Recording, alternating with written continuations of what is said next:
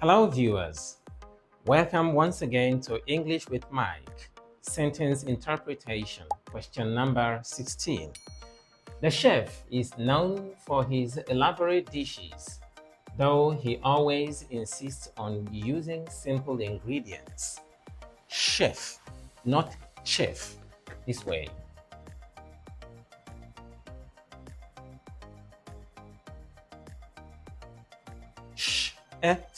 Chef. All right, chef. So what does the sentence mean? Does it mean that the chef prefers local ingredients? Ingredients, not ingredients.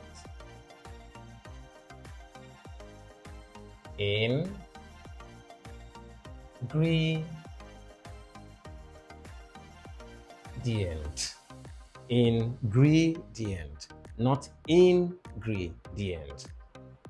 All right, so does the sentence mean the chef prefers local ingredients? Or the chef combines simplicity with sophistication? Does it mean the chef uses only pre-made sauces? Sauces, not sauces. D. The chef dislikes elaborate dishes. Which of them is the best possible interpretation of the original sentence?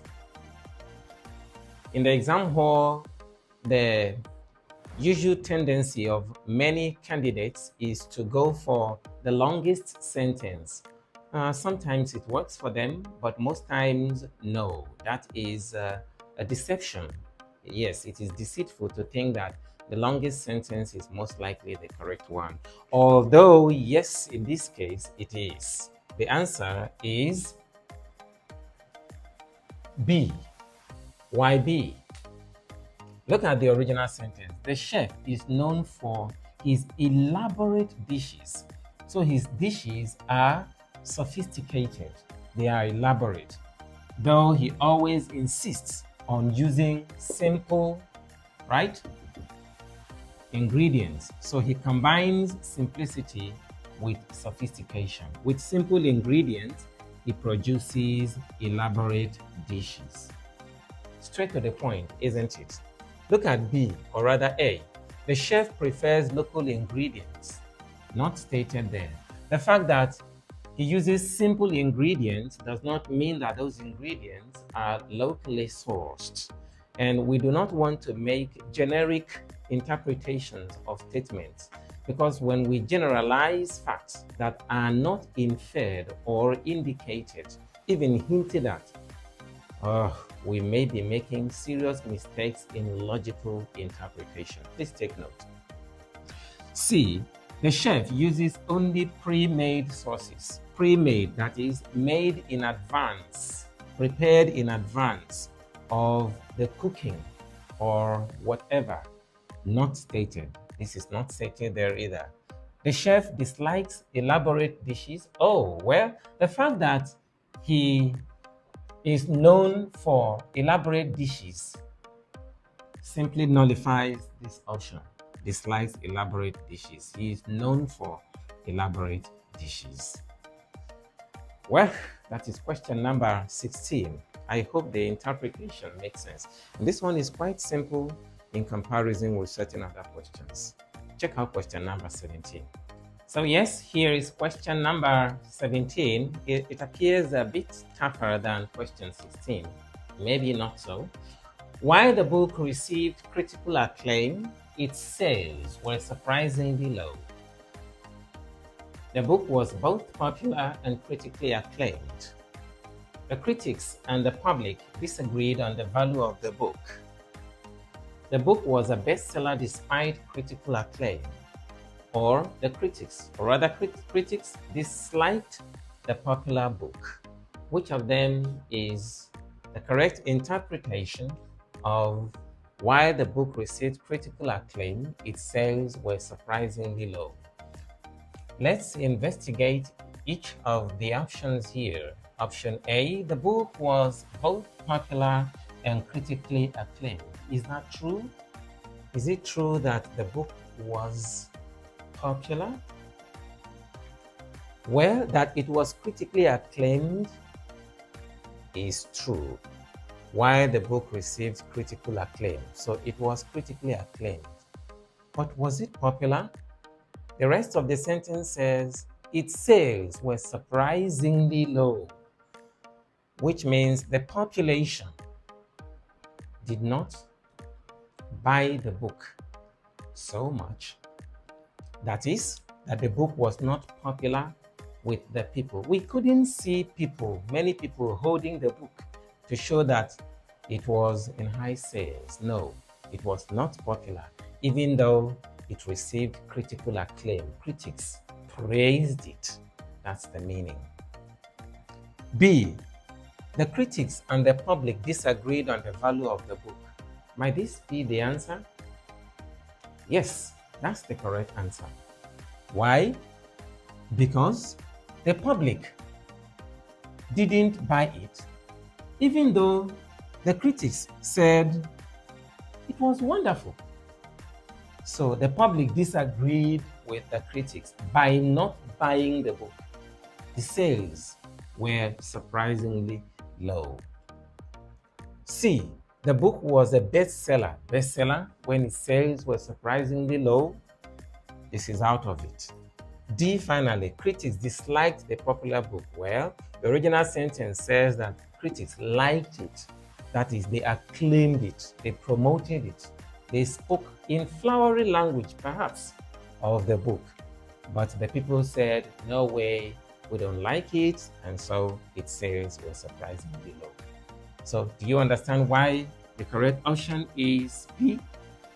I trust you do. Question number 18.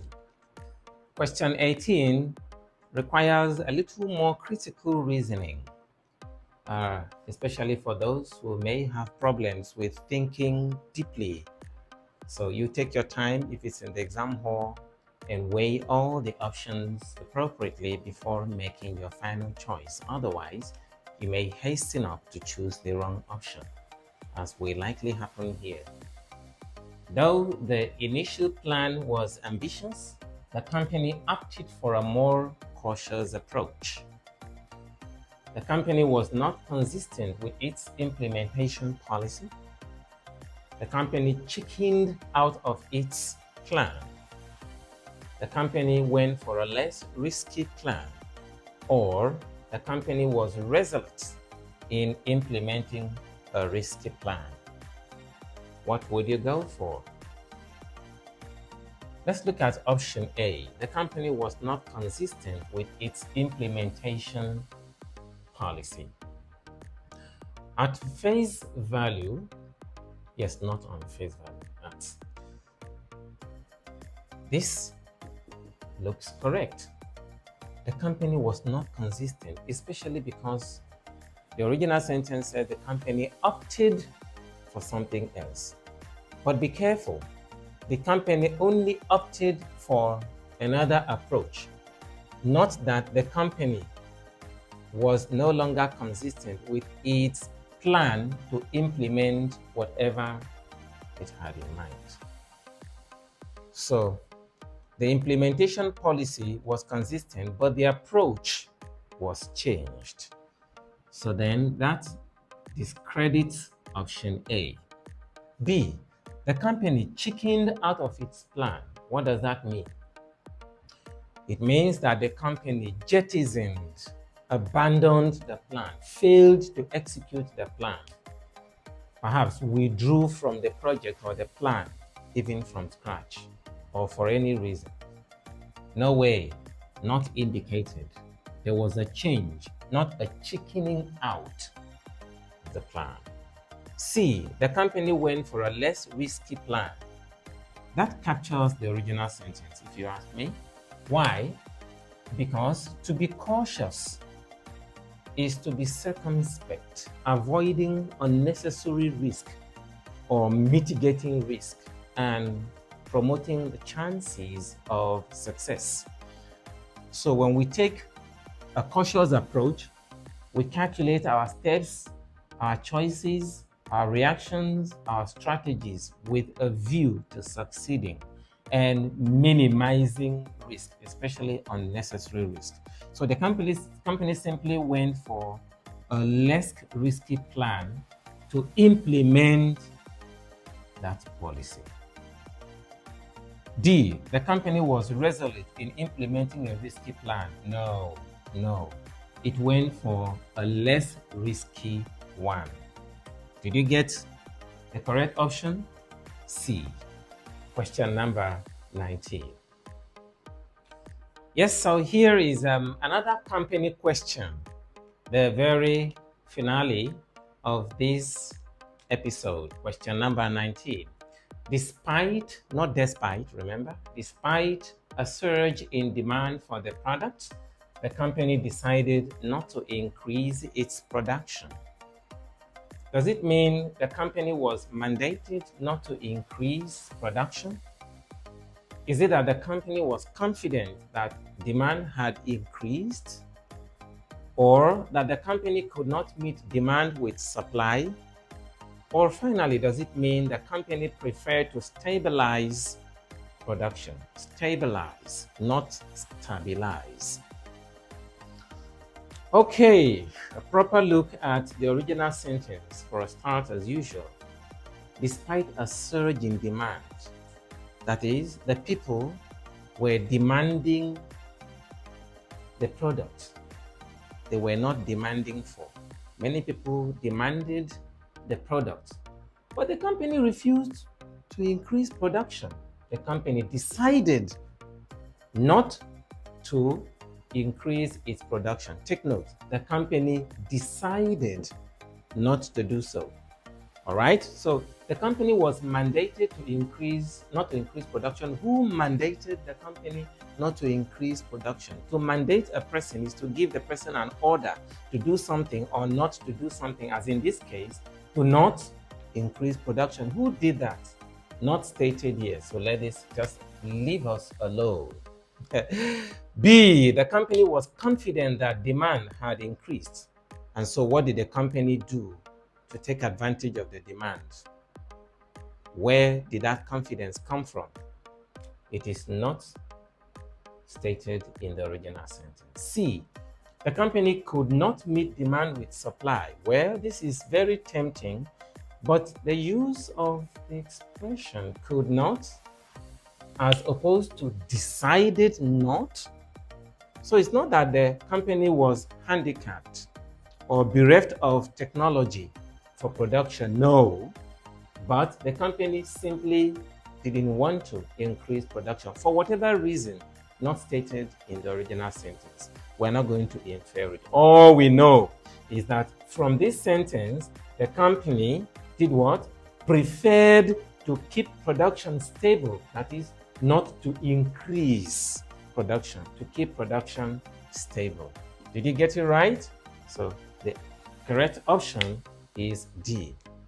Logical reasoning and an in-depth understanding of semantic items, words, vocabulary items can help us always arrive at the correct conclusion. All right, so this is where we draw the curtain for today. Remember that if you have a need for an online teacher for any international English tests, such as Scholastic Aptitude Test, the test of English as a foreign language TOEFL, or the International English Language Testing System, IELTS, or if it is a graduate English program like Graduate Record Examination, GRE, or Graduate Management Admission Test, GMAT, you can count on us to give you quality training in preparation for those tests or exams. Until we meet again very soon, this is English with Mike, always proudly sponsored by Cheshire Internet Test and Training Center. Like, share, comment on this channel and questions. Thank you very much.